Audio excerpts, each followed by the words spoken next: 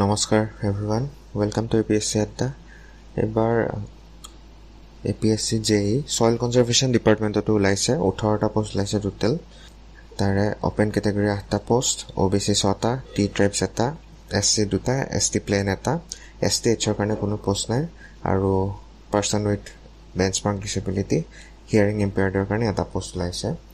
ইয়াৰে pay scale pay band 14,000 to 70,000 আৰু grade pay 8,700, মানে আপোনাৰ বেচিক পে 14,000 প্লাছ 8,700 মানে 22,700।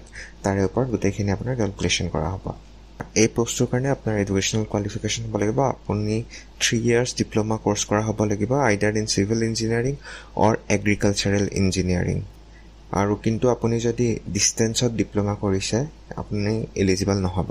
আপুনি ৰেগুলাৰ কৰ্চ কৰিব লাগিব diploma, 3 years diploma in civil engineering or agriculture engineering. আৰু এই পোষ্টটোৰ কাৰণে আপোনাৰ পৰীক্ষাৰ চিলেবাছ কি হ'ব পাৰে, এটা প্ৰবেবল চিলেবাছ আমি উলিয়াইছোঁ, সেইটো আপোনালোকে আমাৰ ৱেবছাইটত চাব পাৰে।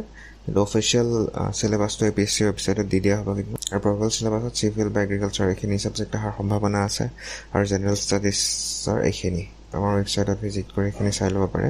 আৰু এইটো এটা ভাল অপৰচুনিটি JEE-সকলৰ কাৰণে, কাৰণ JEE বহুত পোষ্ট ওলাইছে।